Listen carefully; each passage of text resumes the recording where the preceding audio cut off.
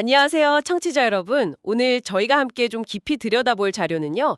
이후경 정신건강의학과 전문의의 18가지 삶의 덧대에 대한 글입니다. 혹시 나는 왜 자꾸 비슷한 문제에 부딪힐까? 또는 왜 내 삶은 내가 원하는 대로 잘 안 풀리는 것 같지? 뭐 이런 질문 스스로에게 던져본 적 있으신가요? 어쩌면 우리도 모르는 사이에 우리 삶을 좀 특정 방향으로 계속 이끄는 그런 보이지 않는 패턴, 바로 이 삶의 덫이라는 것에 걸려 있을 수도 있습니다. 오늘 이 흥미로운 개념 한번 같이 파헤쳐 보죠. 네, 그렇죠. 사실 많은 분들이 좀 비슷한 고민을 안고 살아가시는 것 같아요. 그리스 신화 속 미다스 왕 이야기가 갑자기 떠오르네요. 삶의 뜻대로 안 되니까 악마한테 물었잖아요. 삶의 최선이 뭐냐고. 그랬더니 뭐 태어나지 않는 것, 그다음은 일찍 죽는 것, 뭐 이런 좀 암울한 답을 들었다고 하죠. 좀 듣기만 해도 우울해지는데요. 네. 근데 빅터 프랑크는 또 다르게 봤죠. 삶의 최선은 의미를 창조하는 것이라고요. 그럼에도 불구하고 왜 우리는 의미를 찾고 원하는 대로 살아가기가 이렇게 어려울까? 오늘 이야기할 이 삶의 덫이 어쩌면 그 중요한 단서가 될 수 있습니다. 네, 그러니까 이게 단순히 뭐 운이 나빠서가 아니라 우리 안에 뭔가 깊이 뿌리 박힌 어떤 패턴 때문일 수 있다. 이런 말씀이시군요. 이 개념을 처음 체계화한 사람이 정신분석가 제프리 형이라고 하셨죠. 이후경 전문의가 그래서 소개하는 이 삶의 덫, 이게 구체적으로 뭔가요? 그냥 나쁜 습관 이런 거랑은 다른 거겠죠? 아, 네, 맞습니다. 제프리 형이 말하는 삶의 덫, 영어로는 라이프 트랩 또는 뭐 스키마라고도 하는데요. 이게 단순한 습관을 넘어서는 개념이에요. 어릴 때, 특히 이제 가족 관계 안에서 형성된 아주 깊은 감정적 또 인지적인 패턴을 의미하거든요. 프로이트가 말한 반복 강박 개념하고도 좀 연결이 돼요. 반복 강박이요? 네. 과거에 겪었던 고통스러운 경험이나 감정 상태를 나도 모르게, 그러니까 무의식적으로 계속 다시 만들어내는 그런 경향이죠. 예를 들면 원문 글에도 나오지만 어릴 때 부모님한테 충분한 정서적 지지를 못 받았던 사람이 어린이 되어서도 자꾸 정서적으로 좀 냉담한 파트너에게 끌리는 경우, 뭐 이런 게 있을 수 있죠. 아, 그러니까 뭔가 해결되지 않은 과거의 경험이 지금 현재 내 관계나 선택에 계속 영향을 미친다는 거군요. 반복 강박이라는 말이 확 와닿네요. 진짜 벗어나고 싶은데도 자꾸만 같은 자리로 돌아가는 것 같은 느낌이 들 때가 있으니까요. 네, 정확합니다. 이 덫들은요, 일종의 부정적인 감정, 생각, 기억 이런 것들이 막 얽혀서 만들어진 하나의 자기 개념 같은 거예요. 또 세상을 바라보는 렌즈 역할도 하고요. 렌즈요? 네, 나는 사랑받을 가치가 없어. 세상은 너무 위험한 곳이야. 난 결국 실패할 거야. 뭐 이런 식의 핵심적인 믿음으로 작용하는 거죠. 근데 문제는 이게 종종 현실을 좀 왜곡해서 본다는 거예요. 어린 시절에 경험했던 뭐 비난이라든지 무시 아니면 불안정한 환경 같은 것들이 이런 왜곡된 믿음, 이걸 다른 말로 제한신념이라고도 하는데 이런 걸 만들어내고 이게 성인이 되어서도 잠재력을 발휘하는 데 아주 큰 걸림돌이 되는 거죠. 근데 좀 이상한 점이 있어요. 이렇게 고통스럽고 분명 나한테 해로운데 왜 우리는 이 덫에서 그렇게 쉽게 벗어나지 못하는 걸까요? 오히려 막 붙잡고 있는 것처럼 느껴질 때도 있고요. 아, 정말 중요한 질문이세요. 그 핵심은요, 우리가 본능적으로 건강한 것보다는 익숙한 것에 더 강하게 끌린다는 점이에요. 익숙한 거요? 네, 삶의 덫은 비록 고통을 주지만 아주 어릴 때부터 나와 함께 해왔기 때문에 내면 깊숙이 이게 익숙하다, 그리고 예측 가능하다는 어떤 잘못된 안정감을 주기도 해요. 아, 심지어는 그 패턴대로 상황이 딱 흘러가면 거봐, 역시 내 생각이 맞았어 하면서 확인받는 느낌마저 들 때도 있죠. 그렇군요. 반면에 변화라는 건 낯설고 불안하게 느껴지잖아요. 그래서 이게 파괴적인 줄 알면서도 그냥 익숙한 패턴으로 돌아가려는 힘이 더 강하게 작용하는 겁니다. 마치 그 오래되고 삐걱거리는 의자 같은 느낌이네요. 불편한 거 알면서도 너무 익숙하니까 그냥 새롭고 편한 의자로 바꿀 생각을 잘 못하는 거요. 네, 비슷한 비유죠.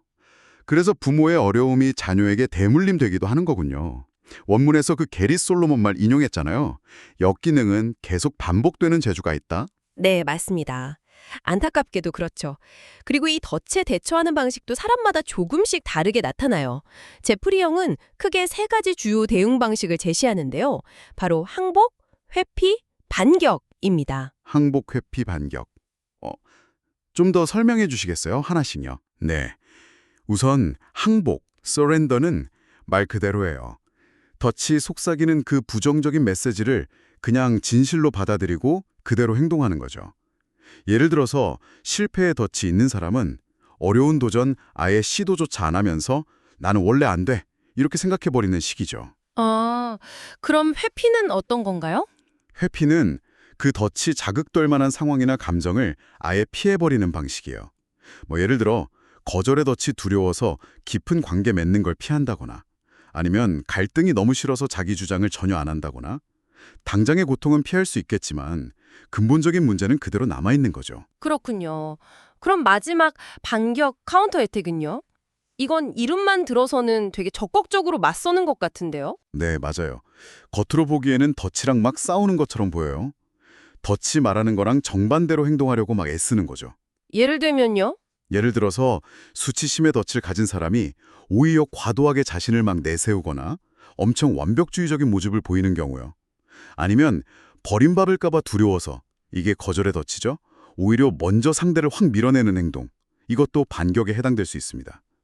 근데 문제는 이런 행동이 종종 너무 과하거나 좀 부적절해서 오히려 관계를 망치거나 또 다른 문제를 일으키곤 한다는 거죠. 그렇군요. 항복, 회피, 반격. 이 세 가지 다 결국은 덫의 영향력 아래에 있다는 거네요. 근본적으로 덫을 해결해주지는 못하는 거고요. 네, 맞습니다.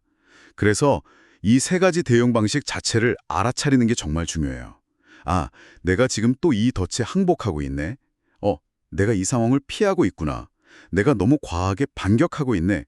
이렇게 딱 인식하는 것. 그게 변화의 첫걸음입니다. 무려 18가지나 정리했다고 하는데 이걸 오늘 다 열거하기는 좀 그렇고 핵심적인 영역들로 나눠서 이해해보면 좋을 것 같아요. 5가지 영역으로 나뉜다고 하셨죠? 네, 맞습니다. 18가지 덫은 크게 보면 5가지 핵심적인 인간의 욕구 영역. 그게 좌절된 것과 관련이 깊어요. 그래서 각 영역의 주제를 이해하고 대표적인 덫 한두 개씩 살펴보면 전체적인 그림을 파악하는 데 좀 도움이 될 겁니다. 청취자 여러분도 들으시면서 이건 내 얘기인가? 하고 자신과 관련된 영역이 있는지 한번 생각해 보시면 좋겠어요. 네, 좋습니다. 첫 번째 영역은 뭔가요? 첫 번째는 거절 영역입니다. 이건 주로 안정적인 애착, 수용, 소속감 이런 것에 대한 욕구가 좌절된 경험과 관련이 깊어요. 어린 시절 환경이 좀 불안정했거나 거부적이었거나 심지어 학대적인 환경에서 비롯될 수가 있죠. 이 영역의 대표적인 덫 중에 하나가 불신의 덫입니다. Mistrust and abuse? 네, 이 덫을 가진 사람은 다른 사람들이 자기를 이용할 거다, 상처 줄 거다, 아니면 부당하게 대할 거다 이렇게 끊임없이 예상하고 경계하는 거죠. 사람을 잘 못 믿고 관계에서 늘 최악의 시나리오를 염두에 둬요. 아, 어린 시절에 신뢰가 깨지는 경험, 예를 들어서 약속을 계속 어긴다거나 감정적이든 신체적이든 학대를 당한 경험 같은 게 원인이 될 수 있고요. 핵심 메시지는 딱 이거죠. 사람은 믿을 수 없어. 결국 날 해칠 거야. 듣기만 해도 관계 맺는 게 정말 힘들겠네요. 두 번째 영역은 뭔가요? 두 번째는 실패 영역입니다. 이건 자율성, 유능감, 정체성 같은 욕구와 관련이 돼요. 예를 들어 너무 과잉 보호를 받았거나 반대로 너무 과도한 비난을 받아서 아이가 독립적으로 성장하기 어려웠던 환경에서 형성되기 쉬워요. 이 영역에서는 실패의 덫, failure의 덫을 예로 들 수 있겠네요. 실패의 덫. 이건 이름만 들어도 어떤 느낌인지 좀 알 것 같아요. 그렇죠. 이 덫을 가진 사람은 자신이 근본적으로 무능하고 남들보다 뒤처진다고 믿는 거예요. 그래서 새로운 도전 앞에서 너무 쉽게 좌절하거나 아예 시도조차 꺼리게 되죠. 실제 능력하고는 상관없이 스스로 난 실패할 거야 예견하고 결국 또 그런 결과를 만들어내기도 하고요. 나는 뭘 해도 안 돼. 결국 실패할 거야. 이런 생각이 아주 깊이 자리 잡고 있는 거죠. 정말 안타까운 악순환이네요. 세 번째 영역은 어떤가요? 세 번째는 분노 영역 또는 한계 부족 영역이라고도 부릅니다. 이건 현실적인 한계 설정, 자기 통제, 상호 존중 이런 욕구와 관련이 있어요. 너무 자유방임적이거나 아니면 반대로 너무 엄격해서 아이가 내적인 통제력을 기르기 좀 어려웠던 환경과 연관될 수 있습니다. 여기서는 특권의식의 덫, 엔타이틀먼트 그랜디어시티를 한번 살펴볼게요. 특권식이라면 뭔가 좀 자기중심적인 그런 느낌인데요. 네, 맞습니다. 자신이 남들보다 우월하고 특별해서 일반적인 규칙이나 규범 같은 게 자기한테는 적용되지 않는다. 이렇게 믿는 경향이에요. 원하는 건 뭐든 가져야 하고 다른 사람의 필요나 권리에는 좀 둔감할 수 있죠. 때로는 이게 깊은 열등감을 감추기 위한 어떤 방어적인 모습으로 나타나기도 하고요. 마음속에는 나는 특별 대우 받아야 해. 규칙은 나 같은 사람 위한 게 아니야. 이런 생각이 깔려 있는 거죠. 네 번째 영역은 어떤 주제와 관련이 있을까요? 네 번째는 인정 영역 또는 타인 지향 영역이라고 합니다. 다른 사람의 인정이나 공감, 관심을 얻기 위해서 자신의 진짜 욕구나 감정을 희생하는 경향과 관련이 깊어요. 주로 조건적인 사랑이나 인정을 주는 환경에서 자랐을 때 형성되기 쉽습니다. 대표적인 덫으로는 인정의 덫, approval seeking, recognition seeking을 들 수 있겠네요. 아, 이건 정말 많은 분들이 공감하실 수 있을 것 같아요. 저도 좀. 네, 그렇죠. 타인의 시선이나 평가에 극도로 민감하고 어떻게든 칭찬과 인정을 받으려고 애쓰는 거죠.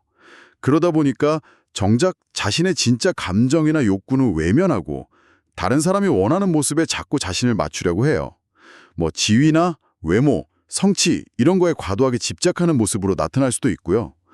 다른 사람들한테 인정받아야만 될 가치가 있어 이런 믿음이 아주 강하게 작용하는 거죠. 네, 마지막 다섯 번째 영역은 무엇인가요? 마지막은 부정성 영역 또는 과잉 경계 및 억압 영역입니다. 이건 자발성, 즐거움, 감정 표현에 대한 욕구가 억압된 경험과 관련이 있어요. 예를 들어 집안 분위기가 지나치게 비관적이거나 감정 표현을 막 억누르거나 엄청 완벽주의적이고 처벌적인 분위기였던 경우에 비롯될 수 있죠. 이 영역에서는 경쟁의 덫, unrelenting standards hypercriticalness를 예로 들어볼게요. 경쟁의 덫. 이건 혹시 완벽주의랑 관련이 있을까요? 정확합니다. 비난을 피하거나 인정을 받기 위해서 혹은 내면의 어떤 부족함을 느끼지 않으려고 스스로에게 비현실적으로 높은 기준을 세우고 끊임없이 완벽을 추구하는 그런 덫이에요. 성공에도 잘 만족하지 못하고 작은 실수도 용납하기 어려워하고 자신과 다른 사람 모두에게 매우 비판적일 수 있죠. 늘 긴장 상태에 있고 쉬거나 즐기는데도 어려움을 느끼고요. 나는 항상 최고여야 해. 실수하면 끝이야. 이런 압박감에 시달리는 거죠. 와, 이렇게 5가지 영역이랑 대표적인 덫들을 쭉 들어보니까요. 각각의 덫이 우리 삶에 정말 다양한 측면에 얼마나 깊숙이 영향을 미칠 수 있는지 좀 알겠습니다. 아까 했던 질문, 나는 도대체 왜 이럴까 하는 그 질문에 대한 중요한 실마리가 진짜 여기 있을 수도 있겠네요. 그렇습니다. 중요한 건 이런 덫들이 있다는 사실 자체보다도 내 삶에서 과연 어떤 덫이 어떻게 작동하고 있는가, 이걸 알아차리는 것. 그것만으로도 변화에 아주 큰 동력이 될 수 있습니다. 네, 알아차리는 것이 시작이다. 이 말씀이시죠? 자, 그럼 이런 덫들을 인식했다면 그 다음은 뭘까요? 이 덫에서 벗어나거나 적어도 그 영향력을 좀 줄이는 거, 이게 가능할까요? 네, 충분히 가능합니다.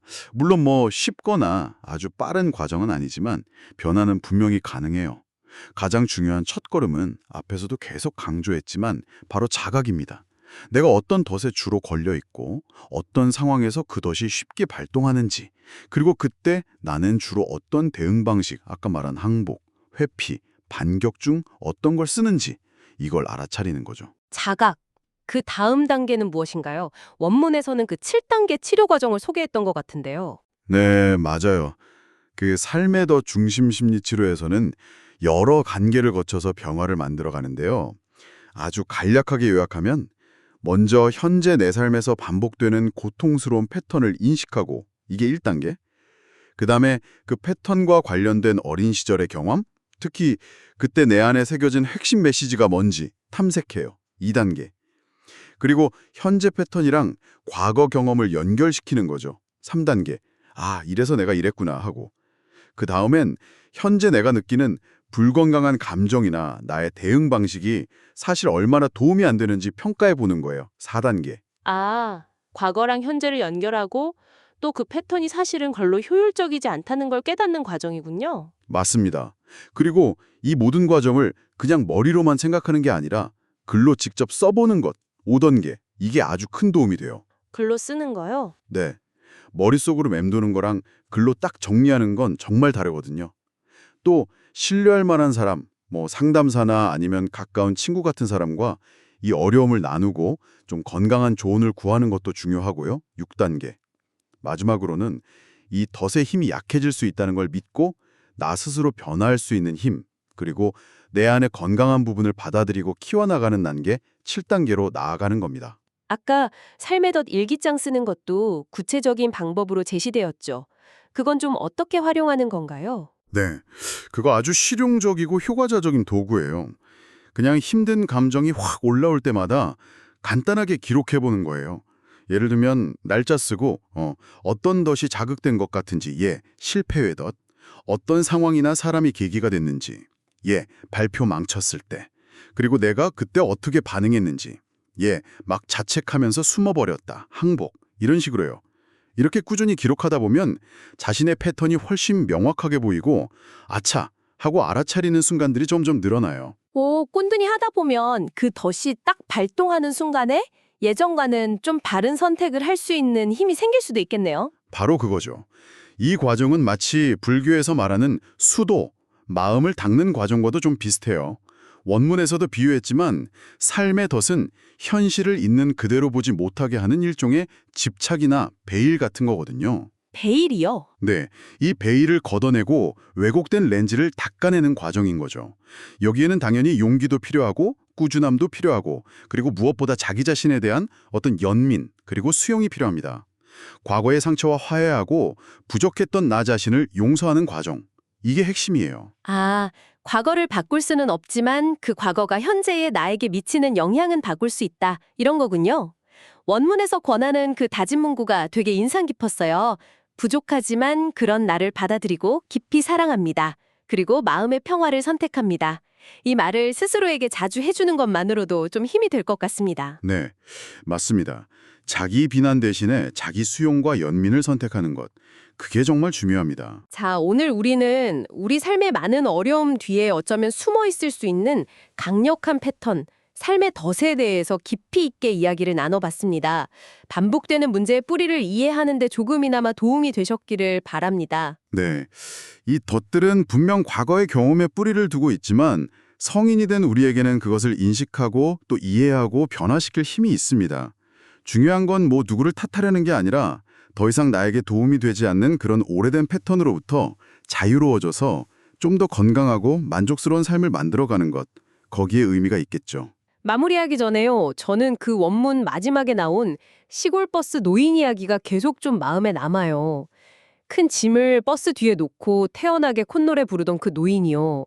운전수가 막 화를 내면서 짐을 버렸는데 그거 내 것 아니요 라고 답했잖아요.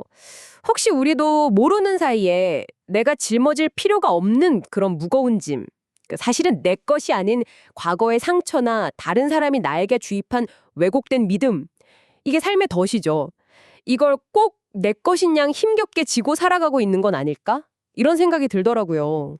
그거 정말 좋은 비유네요. 그 짐이 사실은 내가 선택한 게 아니라 아주 오래전에 나도 모르게 그냥 떠맡게 된 것일 수 있다는 거죠. 날아가는 새를 맞추기 위해 진주를 던지지 않는다는 말도 있잖아요. 이미 지나간 과거의 문제나 그 덫에서 비롯된 사소한 자극, 이게 날아가는 새죠. 에 막 매달려서 현재의 소중한 삶이라는 진주를 허비하지 말아야 한다는 거죠. 그 짐이 정말 내 것이 맞는지 한번 돌아볼 필요가 있습니다. 지금 당신이 너무나 당연하게 혹은 뭐 어쩔 수 없이 지고 간다고 생각하는 그 마음의 짐 중에 혹시 이제는 좀 조용히 내려놓으면서 그거 사실 내 거 아니었네 라고 말해도 괜찮은 것은 없을까요? 아주 오래전에 학습했지만 지금의 당신에게는 더 이상 필요 없는 그 낡은 패턴은 무엇일지 잠시 생각해보는 시간을 가져보시면 어떨까 합니다.